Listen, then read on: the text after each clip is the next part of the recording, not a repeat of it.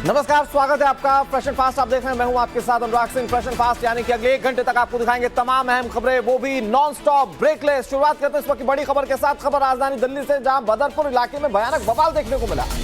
आली गांव में ड्रग माफिया का आतंक देखने को मिला, जहां बदमाशों की भीड़ का शिकायतकर्ता के घर पर हमला सामने आया। शिकायतकर्ता के घर पर जमकर पथराव किया गया। ड्रग्स माफिया की शिकायत करने पर फायरिंग, पथराव और फायरिंग का वीडियो सामने आया। सभी आरोपी फरार हो गए, जबकि पुलिस ने केस दर्ज कर लिया है। आरोप है कि पीड़ित परिवार ने नशे का कारोबार करने वाले बदमाशों के खिलाफ पुलिस में शिकायत दर्ज करवाई थी, लेकिन पीड़ितों को ड्रग माफिया की शिकायत करना इस कदर भारी पड़ गया कि पूरे परिवार की जान पर बात बनाई।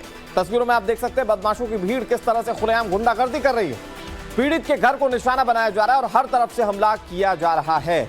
ये तस्वीरें इस वक्त टीवी स्क्रीन पर आपके सामने। बड़ी बात यह कि अभी भी एक भी गिरफ्तारी नहीं हुई है। ये दिल्ली के बदरपुर के आली गांव की तस्वीर है, जिसमें आप देखिए कि ड्रग माफिया के खिलाफ, नशे का कारोबार करने वाले के खिलाफ जब शिकायत की एक परिवार ने, तो उसे कैसे खामियाजा भुगतना पड़ा। आप देखिए अलीपुर गांव में कुछ लोगों ने घर पर हमला कर दिया और इस हमले के बाद वो वहां से फरार भी हो गया। अब ये 4 तस्वीरें टीवी स्क्रीन पर आपके सामने। माफिया के अटैक की पहली तस्वीर हम आपको दिखा रहे हैं। शिकायतकर्ता के घर पर कैसे पथराव किया गया, और ना सिर्फ पथराव किया गया बल्कि जमकर तोड़फोड़ और फायरिंग की भी बात सामने आई। आली गांव ये जंग का मैदान बन चुका है।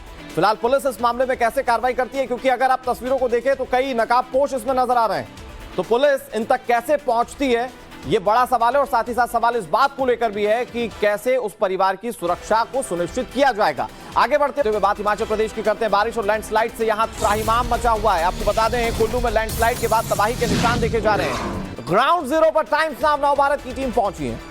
आनी में भूस्खलन से भारी तबाही मची हुई है। कई इमारतों में अभी भी बहुत बड़ा खतरा है कि इमारतें गिर सकती हैं। तस्वीरें आप देखिए। भारी बारिश के बीच हुए लैंडस्लाइड की वजह से कुल्लू जिले के आनी में 8 इमारतें ताश के पत्तों की तरह ढह गई। तस्वीरें आप देख सकते हैं कि किस तरह से तबाही मची हुई है। मौके पर क्या हालात है, ग्राउंड जीरो से हमारे सहयोगी हिमांशु दीक्षित की ये एक्सक्लूसिव रिपोर्ट आप देखिए। पहाड़ दिखने में यूं तो बेहद खूबसूरत होते हैं, लेकिन जब यही पहाड़ दरकने लग जाएं, खिसकने लग जाएं, तो कितना भयानक अंजाम होता है, कितनी भयानक मंजर होता है। तो वो तस्वीर एक बार फिर हम आपको दिखाते हैं। कोई भी न्यूज चैनल यहां तक इस वक्त नहीं पहुंचा है। कुल्लू से करीबन 90 किलोमीटर दूर आप जब आनी पहुंचते हैं, तो आनी की वो तस्वीरें हैं जो सोशल मीडिया पर सब जगह वायरल हो रही थी, और यही वो तस्वीर है जिस जगह इस वक्त हम लोग खड़े हैं। टाइम्स नाउ नवभारत की टीम मौजूद है, और ये वो जगह है जहां पर आपने देखा होगा कि 7 से 8 बड़ी बड़ी मंजिला, 7-7, 3-3, 4-4 मंजिला इमारत अचानक से ताश के पत्तों की तरह ढह जाती है। तो वो यहीं पर ही हुआ था। अब यहां पर आप देखिए, बहुत से लोगों के घर थे, बहुत से लोगों के मकान थे, बहुत से लोगों के दफ्तर थे। यहां पर 2 बैंक भी थे, एटीएम मशीनें भी थी, यहां पर कॉम्प्लेक्स भी थे, यहां पर बुटीक भी था, सब कुछ था यहां पर। और आज यहां पर देखिए क्या हालात हो गए। मोबाइल की शॉप भी थी यहां पर। अब आज हालात क्या हो गए हैं, अब मैं ये तस्वीर आपको यहां पर दिखाना चाहता हूं। ऐसा नहीं है कि ये जो इमारतें हैं ये बहुत कमजोर थी। आप यहां पर देखेंगे तो यहां कर पिलर को देखकर आप समझ जाएंगे कि कितनी मजबूत इमारत थी। लेकिन उसके बाद अब मैं जो तस्वीर आपको दिखाने जा रहा हूं, वो देख के शायद आप समझ जाए कि हालात यहां पर कितने खतरनाक हो गए हैं। ये तस्वीरों की जब हम बात कर रहे हैं, तो एक तस्वीर मैं चाहूंगा जो हमारे विजय वो सबसे ऊपर की दिखाएं। सबसे ऊपर की तस्वीर ये वो जगह है, वो वहां पर आप देखिए कि वो घर भी पूरी तरह से डैमेज हो चुका है। और उसके छत पर आप देखिए, छत पर जो लोहे के बड़े बड़े से आपको एंगल नजर आ रहे हैं, ये बड़े बड़े लोहे के एंगल ऊपर से ढह चुके हैं। यानी ये और ऊंचाई से थे, ये इस घर के ऊपर वाले रास्ते से थे, जो वो पूरी तरह से ढह चुके हैं। ये 7 मंजिल इमारत थी जो पीछे आप मेरे देख रहे हैं, जो एक के बाद एक यहां पर गिरा हुआ है, वो भी यहां पर ढह चुके हैं। और आसमानी आफत के बीच अब राहत अभियान से जुड़ी एक बड़ी तस्वीर हम आपको दिखाने जा रहे हैं। मंडी के सराज इलाके में वायुसेना का अभियान। भाटकी धार में हेलीकॉप्टर से खाद्य सामग्री पहुंचाई गई है, यानी कि खाने पीने का सामान अब हेलीकॉप्टर से पहुंचाया जा रहा है। सड़कें पूरी तरह से टूट चुकी हैं। संपर्क मार्ग लोगों के लिए अब बहुत ज्यादा क्षतिग्रस्त हो चुके हैं, वहां से निकल पाना मुश्किल है। और लैंडस्लाइड कब किस रास्ते पर हो जाए इसका भी कोई भरोसा नहीं। ऐसे में हवाई मार्गों का इस्तेमाल किया जा रहा है लोगों तक राहत पहुंचाने के लिए। हमारे वायुवीर किस तरह से लोगों की मदद कर रहे हैं, आप ये देखिए। हेलीकॉप्टर से खाने पीने का सामान कैसे पहुंचाएंगे, देखिए ये हेलीकॉप्टर के माध्यम से लोगों तक राहत पहुंचाने की कोशिश की जा रही है। एक तरफ प्राकृतिक आपदा, दूसरी तरफ कोशिशें ये भी की जा रही है कि लोगों की ज्यादा से ज्यादा मदद की जा सके। इन सब के बीच एक और बड़ी खबर आपको बता दें, उत्तर प्रदेश के अयोध्या से, जहां एक बार फिर से बाढ़ जैसे हालात बन गए। अयोध्या में सरयू नदी खतरे के निशान से ऊपर बह रही है। जिले के 70 गांव में बाढ़ को लेकर अलर्ट जारी कर दिया गया, जबकि 2 बैराज से 11 लाख क्यूसेक पानी छोड़ा गया है। सरयू नदी खतरे के निशान से 25 सेंटीमीटर ऊपर बह रही है। शारदा और गिरिजा बैराज से पानी छोड़ा गया, लिहाजा एक बार फिर से सरयू नदी में जबरदस्त उफान देखने को मिल रहा है। इधर मौसम विभाग ने 24 घंटों में भारी बारिश के आसार भी जताए। बाढ़ के संकट को ध्यान में रखते हुए अयोध्या, गोंडा, बाराबंकी, अंबेडकर नगर, जैतपुर, इन तमाम इलाकों में नदी किनारे लोगों को अलर्ट जारी कर दिया गया है कि वो अभी नदी के किनारों से दूर रहें। डूब वाले इलाकों से लोगों को हटाने की कोशिशें भी की जा रही है। ये सरयू नदी की तस्वीरें आप देख रहे हैं। बारिश को लेकर यहां पर अलर्ट जारी किया गया है, यानी कि अगले 24 घंटे बारिश हो सकती है। और इस वक्त जो वाटर लेवल है वो 25 सेंटीमीटर खतरे के निशान से ऊपर है। तो स्थिति क्या होगी आप आसानी से अंदाजा लगा सकते हैं। कई घाट जो हैं सरयू के किनारे के वो डूब चुके हैं। और भारी बारिश का असर पश्चिम बंगाल में भी देखने को मिल रहा है, जहां दुर्गापुर से ये बड़ी खबर आपको बताने जा रहे हैं। पश्चिम बंगाल के दुर्गापुर में भारी बारिश का दौर जारी है। मूसलाधार बारिश से नदियां उफान पर हैं। बारिश से अजय नदी का जलस्तर बढ़ चुका है। सड़कों पर बाढ़ का पानी आने से कई रास्तों को बंद करना पड़ा। ये तस्वीरें इस वक्त टीवी स्क्रीन पर आपके सामने, ये देखिए, ये दुर्गापुर की तस्वीर आपको दिखा रहे हैं। ऐसा नहीं कि सिर्फ पहाड़ों में ही बारिश हो रही है, बल्कि पहाड़ों पर जो बारिश हो रही है उसका असर मैदानी इलाकों पर कैसा है आप इन तस्वीरों में देख सकते हैं। और अब आपको उत्तर प्रदेश के हालात बताते हैं, कैसे यहां पर पानी ने तबाही मचाई। ऑल यूपी रिपोर्ट आप देखिए अगले 30 सेकंड की रिपोर्ट। बारिश और बाढ़ से राहत मिलती नहीं दिख रही है। पहाड़ों के साथ मैदानी इलाकों में भी परेशानी जारी है। ये तस्वीरें यूपी के मुरादाबाद की है, जहां रामगंगा नदी में पानी का लेवल काफी ज्यादा हो गया है। आसपास के गांव पानी से घिर गए हैं। चारों ओर पानी ही पानी है। लोगों की मुश्किलें बढ़ गई है। सिर्फ मुरादाबाद ही नहीं, कानपुर में भी गंगा नदी उफान पर है। गोलकघाट अभी पूरी तरह से पानी में डूबा हुआ है। और आगे बढ़ते हुए बात करते हैं ओडिशा की, जहां एक कोचिंग सेंटर से हैरान करने वाला मामला सामने आया। कोचिंग सेंटर में छात्र के साथ हैवानियत की गई। कई छात्रों की छड़ी से पिटाई करते हुए यहां पर देखा गया। सुबह 4 बजे नहीं उठने पर टीचर ने छात्रों को पीटा। परीक्षा में कम मार्क आने पर टीचर की बेरहमी आप देख रहे हैं इस वक्त तस्वीरों में। इन तस्वीरों में देखिए, बच्चे गुहार लगा रहे हैं, लेकिन टीचर पर इसका कोई असर नहीं होता। वो एक के बाद एक छात्रों की पिटाई करता जाता है। छड़ी से दनादन छात्रों को वो पीटता रहता है। छड़ियां बरसाने वाला कोचिंग सेंटर का संचालक बताया जा रहा है। छात्रों के मुताबिक कोचिंग में पढ़ने वाले सभी छात्र प्रतियोगिता परीक्षाओं की तैयारी करते हैं। वीडियो वायरल होने के बाद चाइल्ड लाइन के सदस्यों ने पुलिस के साथ कोचिंग सेंटर में पहुंचकर जांच शुरू कर दी है।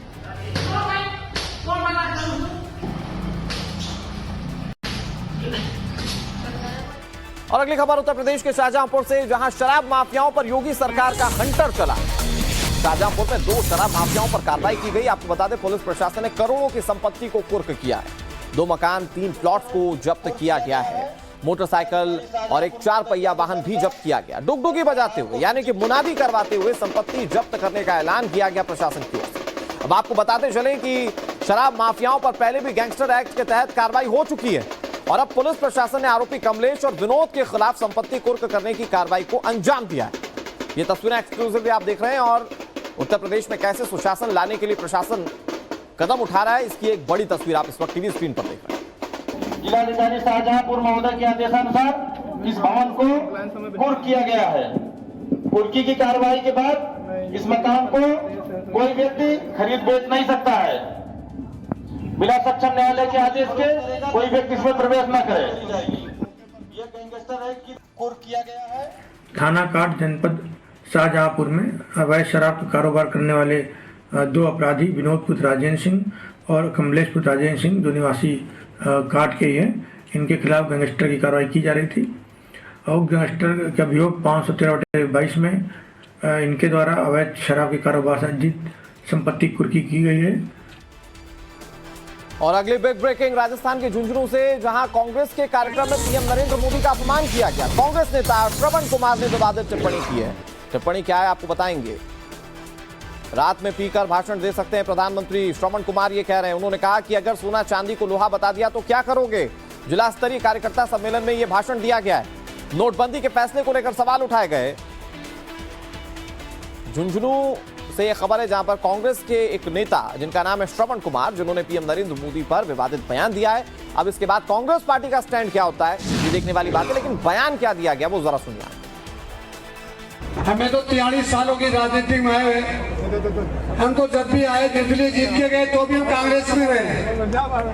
हमें तो भैरव सिंह जी मंत्री बना रहा था और पैसे भी दे रहा था, पर हमने कहा उस पार्टी में जो हमारा दिल ही नहीं लगता है, जिस पार्टी में कोई न्याय नहीं होती है, हम कांग्रेस के साथ रहे हैं और ताजी में रहेंगे। विकास की बात कर रहे हो ना, तो अशोक जी ने आसमान को जमीन पे उतार के छोड़ दिया, कमी नहीं छोड़ी कोई। विपक्ष के पास बोलने की जगह नहीं है। अब आप मोदी की बात कर रहे हो, मोदी जी तो रात को 11:20 में कह दिया हिंदुस्तान का 2000 का नोट और 500 का नोट बंद। अभी गलती से कभी इसने कह दिया कि सोना चांदी को लोहा समझ लेना तो क्या करोगे बता दो। अरे गलती से रात में 12 बजे और दारू पी के कह भी दे तो क्या बनाओ। तो यो ध्यान रखना है, रात में 11:30-12 बजे के बाद में कोई भाषण देना, वो भाषण है वो है कि दुनिया रोती रह जाए। एक बार तो दे दिया नोट का, जब जिस देश का भी नोट बंद हुआ वो देश हमेशा गर्त में गया है, चाहे किसी भी देश का क्या होगा। अब हमारे देश में जो बेरोजगारी और इसका जो देख रहे हैं आप, ये सारा नोट का बंदी करना है। और आप भी कह रहा हूँ, मोदी जी का ध्यान रखना, कभी भी रात को 11:30 बजे कह सकता है कि सोना को लोहा समझ लेना कल से सुबह 11 बजे से, तो कोई खड़ा भी नहीं होगा, रात का सुते रह जाऊंगा। वैसे आने वाले वक्त में राजस्थान में विधानसभा चुनाव है तो इस तरह के बयानों की झड़ी आपको देखने को मिलेगी। लेकिन अब आप ये सोच रहे होंगे कि ये श्रवण कुमार कौन है जिन्होंने सीधे पीएम नरेंद्र मोदी को ललकारा, तो आपको बताते हैं कि कौन है ये श्रवण कुमार। दरअसल राजस्थान कांग्रेस के नेता हैं, शेखावटी इलाके में इनकी मजबूत पकड़ बताई जाती है। सूरजगढ़ के ये पूर्व विधायक हैं, विधायक नहीं है, ये पूर्व विधायक हैं। हालांकि ये 5 बार विधायक रह चुके हैं। झुंझुनू लोकसभा से ये चुनाव हार गए थे। चुनाव में हार के बाद ये हाशिए पर चले गए, लेकिन इस तरह के बयान देकर क्या वो राजनीतिक कद अपना पार्टी में बढ़ा पाएंगे, ये सवाल बड़ा है। कई बार तो राजनेता इस तरह के स्टंट करते ही इसीलिए ताकि उनका कद पार्टी में बढ़ जाए। अब आगे बढ़ते हुए आपको कुछ और जानकारी देते हैं। श्रवण कुमार और विवाद का पुराना नाता है, तो अब श्रवण कुमार के विवादों को जानिए। अनदेखी होने पर अपनी पार्टी पर इन्हें कई बार तंज करते हुए देखा गया। चमचागिरी वालों को ही तरक्की मिलती है, ये आरोप थे ये श्रवण कुमार के। आला नेताओं को लेकर ये कई बार बयानबाजी कर चुके हैं। तो ऐसा नहीं कि सिर्फ पीएम नरेंद्र मोदी पर निशाना साध रहे हैं, ये कांग्रेस की भी मुश्किलें कई बार बढ़ा चुके हैं। मुख्यमंत्री अशोक गहलोत के सलाहकारों पर इन्होंने तंज कसा था और वो तंज काफी भारी पड़ सकता था कांग्रेस पार्टी के लिए।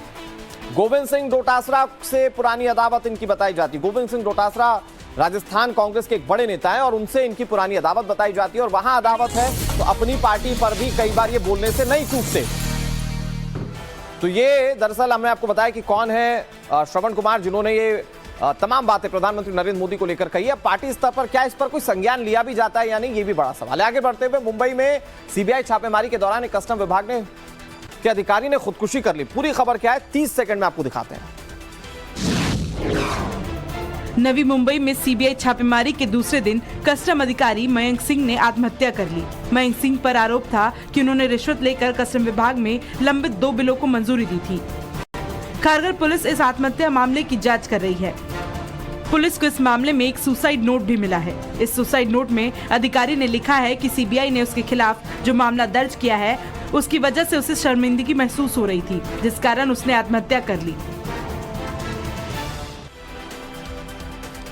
और जम्मू कश्मीर से आतंकी मॉड्यूल के पर्दाफाश की खबर आपको बताने जा रहे हैं। बांदीपोरा में आतंकी मॉड्यूल का भंडाफोड़ हुआ है। एक आतंकी की पत्नी समेत 2 गिरफ्तार किए गए। घाटी में टेरर नेटवर्क सेट करने की साजिश थी। हथियारों की डिलीवरी लेने जा रहा था आतंकी। पाकिस्तान से हवाला लेने की बात भी इसने कबूल ली है। टेरर मॉड्यूल की सरगना से पूछताछ में यह भी खुलासा हुआ कि ये 2 बार पाकिस्तान जा चुकी है और हवाला के जरिए मोटी रकम टेरर मॉड्यूल के लिए लेकर आने वाली थी। ये एक महिला आतंकी जिसका पर्दाफाश हुआ है, जो कि हथियारों की सप्लाई घाटी में रहकर किया करती थी। ये ना सिर्फ एक महिला आतंकी पकड़ी गई है बल्कि दूसरे आतंकी भी पकड़े गए और एक पूरे टेरर मॉड्यूल को पकड़ा गया है। यहां पर उसका सरगना गिरफ्तार किया गया। झाड़ियों में छुपाकर हथियार रखे गए थे। बताया जा रहा है AK-47, 3 मैगजीन और 90 कारतूस बरामद किए गए।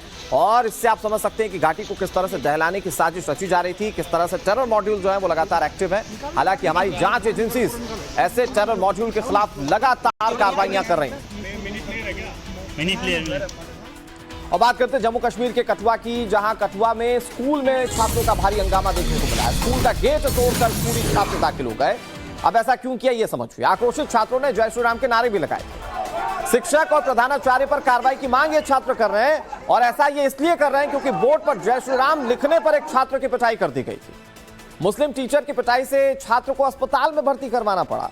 छात्र की पिटाई के खिलाफ दूसरे छात्रों ने जबरदस्त बवाल किया। हंगामे की इस तस्वीर को आप देखिए। आक्रोशित छात्रों ने कैसे वहां पर प्रदर्शन करना शुरू कर दिया। अब इनमें आपको लड़कियां भी नजर आएंगी। ये सभी छात्र जय श्री राम की नारेबाजी कर रहे हैं और आरोपी शिक्षक और प्रिंसिपल के खिलाफ कानूनी कार्रवाई किए जाने की मांग कर रहे हैं। बताया जा रहा है कि पिछले दिनों ब्लैक बोर्ड पर जय श्री राम लिखने पर मुस्लिम टीचर और प्रिंसिपल ने मिलकर हिंदू छात्रों की बुरी तरह से पिटाई कर दी थी, जिसके बाद पीड़ित छात्र अस्पताल में भर्ती करवा दिया गया। दूसरी तरफ छात्रों के हंगामे के बाद आरोपी टीचर और प्रिंसिपल के खिलाफ एफआईआर भी दर्ज कर ली गई है।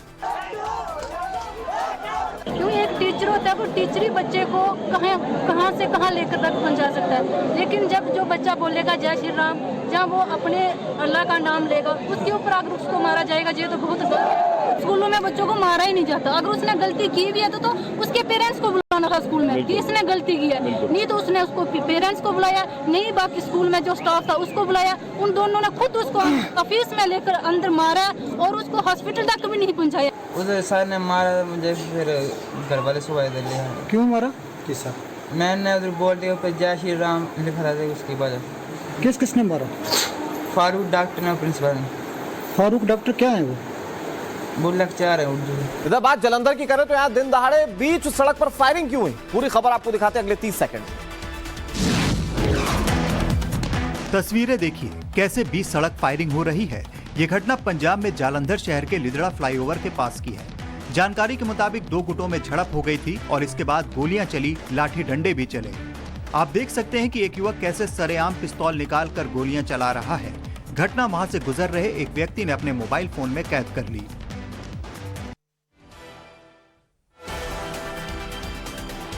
आगे बढ़ते हुए बात करेंगे हरियाणा की, जहां नूह में हो रही एक हलचल पर पुलिस प्रशासन की पैनी नजर है। 28 अगस्त को मेवात में शोभा यात्रा निकाली जानी है, ब्रिज मंडल शोभा यात्रा, और इसी को निकालने के लिए हिंदू संगठन अड़े हुए हैं। प्रशासन की ओर से शोभा यात्रा निकालने की इजाजत हालांकि नहीं दी गई। शोभा यात्रा रोकने के लिए नूह जिले में धारा 144 लागू कर दी गई है। 29 अगस्त तक इंटरनेट और SMS सेवाओं पर भी पाबंदी है। 28 अगस्त को स्कूल, कॉलेजेस और बैंक भी बंद रखे जाएंगे। आपको बताएं कि 31 जुलाई को हुई हिंसा के बाद ब्रिज मंडल शोभा यात्रा को रोक दिया गया था। हालांकि हिंदू संगठनों ने 28 अगस्त को दोबारा शोभा यात्रा निकालने का ऐलान कर दिया। इधर प्रशासन की ओर से यात्रा को मंजूरी नहीं दी गई, जबकि हिंदू संगठन दोबारा शोभा यात्रा निकालने की जिद पर हैं। माना तो यह भी जा रहा है कि 28 अगस्त से पहले शोभा यात्रा में शामिल होने वाले लोगों की संख्या बढ़ सकती है। इसको लेकर पुलिस प्रशासन अपने स्तर पर एहतियात बरत रहा है। और बड़ी खबर आपको बता दें, खबर बिहार से है, जहां बिहार में समस्तीपुर कोर्ट परिसर में गोलीकांड सामने आया। 3 बदमाशों की ताबड़तोड़ फायरिंग से हड़कंप मच गया। कोर्ट में पेशी पर आए 2 कैदियों पर गोलियां चलाई गई थी, जिन्हें गोली लगी भी। नीतीश राज में कानून व्यवस्था बदहाल है, बीजेपी की ओर से बात कही गई। बीजेपी कह रही है नीतीश कुमार इस्तीफा दे दें क्योंकि बिहार नहीं संभल रहा है। दोनों घायल कैदियों का अस्पताल में इस वक्त इलाज जारी है। इधर घायल कैदी के परिजन पुलिस की कार्यप्रणाली पर सवाल उठा रहे हैं। वो कह रहे हैं कि पुलिस की कस्टडी में जब थे आरोपी तो आखिर कोई गोली मारकर कैसे चला गया। पेशी के लिए कोर्ट पहुंचे थे और जब वो कोर्ट पहुंचे तो उन पर फायरिंग हो गई। घात लगाकर कुछ लोगों ने हमला कर दिया। कोर्ट परिसर में फायरिंग की घटना अपने आप में बहुत सारे सवाल खड़े कर रही है। इधर बीजेपी कह रही है कि कानून व्यवस्था बिहार में पूरी तरह से बदहाल हो चुकी है और इस बदहाल कानून व्यवस्था के साथ नीतीश कुमार को इस्तीफा दे देना चाहिए क्योंकि उनसे बिहार नहीं संभल रहा है। ये बड़े आरोप लगाए गए हैं। हालांकि इस पर जेडीयू की ओर से क्या कहा जाता है देखने वाली बात है, या फिर आरजेडी की ओर से क्या कहा जाता है। नीतीश कुमार से जब भी सवाल पूछा जाता है तो वो कई बार जानकारी ना होने की बात भी कहते हैं। 2-4 अपराधी आकर हम पे गोली चलाने लगे। इसमें एक गोली मेरे जान में लगा है और मैं बचाने में एक भाई को भी लगा है, दोस्त है उसको भी लगा। तो कहाँ पेशी कोर्ट पेशी था मेरा। कानून व्यवस्था गड़बड़ा गया है। कानून व्यवस्था दारू के सिवा कुछ नहीं कानून है। दारू के में सब पुलिस दारू में लगा हुआ है और सुरक्षा का व्यवस्था से एकदम खत्म है। और फ्रेश एंड फास्ट में आगे हम आपको दिखाने जा रहे हैं नूह मामले को लेकर क्या अपडेट है। लेकिन उससे पहले पाकिस्तान की ये खबर आप देखिए, कैसे यहां पर बलूचियों पर अत्याचार किया जा रहा है, उसकी तस्वीरें अगले 30 सेकंड। पाकिस्तान की कराची में सिंध पुलिस ने कई बलूच प्रदर्शनकारियों को गिरफ्तार कर लिया है। इन बलूच प्रोटेस्टर्स में कई महिलाएं प्रदर्शनकारी भी शामिल हैं। दरअसल बलूच के कई लोग लापता है। उन्हीं की तलाश के लिए कराची के मारीपुर रोड पर ये लोग इकट्ठा होकर नारेबाजी कर रहे थे। इसमें कई महिलाएं भी शामिल थी। पुलिस ने सभी को रोड से हटने की चेतावनी दी। आखिर में जब वो नहीं माने तो सभी को गिरफ्तार कर लिया गया। और बात एक और बिग ब्रेकिंग की। नू में दरअसल एक बड़ी हलचल होने जा रही है, जिस पर पुलिस प्रशासन की पैनी नजर है। 28 अगस्त को मेवात में ब्रिज मंडल शोभा यात्रा निकाली जाएगी। हिंदू संगठन ब्रिज मंडल शोभा यात्रा निकालने पर अड़े हुए हैं। प्रशासन की ओर से शोभा यात्रा निकालने की हालांकि इजाजत नहीं दी गई। शोभा यात्रा रोकने के लिए नूह जिले में कुल धारा 144 लागू कर दी गई है। 29 अगस्त तक इंटरनेट और SMS सेवाओं पर पाबंदी रहेगी। 28 अगस्त को स्कूल, कॉलेजेस और बैंक भी बंद रखे गए हैं। 31 जुलाई को हुई हिंसा के बाद ब्रिजमंडल शोभा यात्रा को फिलहाल रोक दिया गया था। हालांकि हिंदू संगठनों ने 28 अगस्त को दोबारा शोभा यात्रा निकालने का ऐलान कर दिया। प्रशासन की ओर से इस यात्रा को मंजूरी नहीं दी गई है, जबकि हिंदू संगठन के लोग दोबारा शोभा यात्रा निकालने पर अड़े हुए हैं। माना यह भी जा रहा है कि 28 अगस्त से पहले शोभा यात्रा में शामिल होने वाले लोगों की संख्या और रूट को लेकर प्रशासन कोई बीच का रास्ता निकाल सकता है। श्रावण माह का ये आखिरी सोमवार बहुत महत्व रखता है और इसलिए हर हिंदू का अधिकार है कि वो जाकर शिव मंदिर में जलाभिषेक करे। और ये तीनों मंदिर तो पूरे देश के लिए महत्वपूर्ण है, इसलिए यात्रा होगी। हाँ, ये जरूर है कि G20 और वहां जो प्रशासन सारा कॉम्बिंग ऑपरेशन कर रहा है उसमें कहीं बाधा न बने, इसलिए उसके आकार पर, उसके स्वरूप पर ये चर्चा करने के लिए हम अब भी स्वतंत्र हैं, लेकिन यात्रा होगी। और नूह में होने वाली ब्रिज मंडल शोभा यात्रा को लेकर एक और बड़ी जानकारी हम आपको देने जा रहे हैं। मेवात शोभा यात्रा को लेकर सरपंचों की चौपाल। 5 गांव के सरपंचों ने टाइम्स नाम नवभारत से बातचीत की। शोभा यात्रा निकली तो स्वागत करेगा मुस्लिम समाज। प्रशासन परमिशन देती है तो यात्रा का स्वागत किया जाएगा। और क्या कुछ कहा गया वो सुनाते हैं हम। 31 जुलाई का अगर मैं मामला बताता हूं, इनका प्रिप्लान मामला था बजरंग दल वालों का। कोई भी सनातन धर्म शांति की बात करता है। राम सबके नहीं, राम सब हर इंसान के होते हैं, ना कि हिंदुओं के होते हैं। तो अगर ये प्यार और मोहब्बत से यहाँ से अगर आप आते हैं तो हम पूरा जिला उनका स्वागत करेगा। यदि वो तलवार लहरा के ये कहेंगे कि मुल्ले काटे जाएंगे, अपशब्द की भाषा का प्रयोग करेंगे, तो कोई भी 36 बरादरी, कोई चाहे हिंदू हो मुसलमान हो, कोई उनका स्वागत नहीं करेगा। दोबारा शोभा यात्रा निकाली जा रही है, लेकिन इस ऐलान के बाद से किसान नेता राकेश टिकैत भड़क गए हैं। मेवात शोभा यात्रा पर किसान नेता राकेश टिकैत भड़के हुए से नजर आए। किसान नेता राकेश टिकैत की सरकार को चेतावनी, शोभा यात्रा निकली तो हम भी ट्रैक्टर यात्रा निकालेंगे। ट्रैक्टर यात्रा की तारीख और जगह हमारी होगी। राकेश टिकैत ये बात कह रहे हैं। धारा 144 सिर्फ मेवात के मुस्लिमों के लिए नहीं है। राकेश टिकैत ने ये तमाम बातें सरकार को लेकर कही।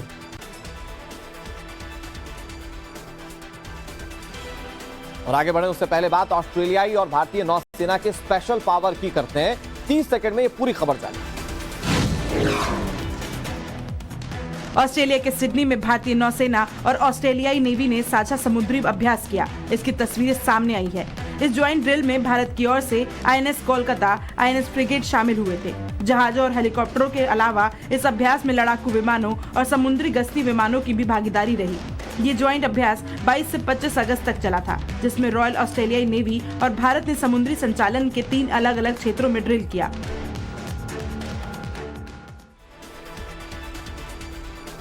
और अब खबर चंद्रयान के लैंडिंग पॉइंट के नाम पर हो रहे सियासी विवाद की। चंद्रयान 3 के लैंडिंग पॉइंट के नाम पर विपक्ष बेचैन है। PM मोदी ने शिव शक्ति नाम दिया तो फिर उस जगह का नाम को लेकर अब सवाल उठने लगे हैं। इस तरीके से देखिए, ST हसन जो कि सपा के सांसद हैं, नामकरण पूर्व राष्ट्रपति कलाम पर करते ये वर्ग की तरफ से कहा गया है।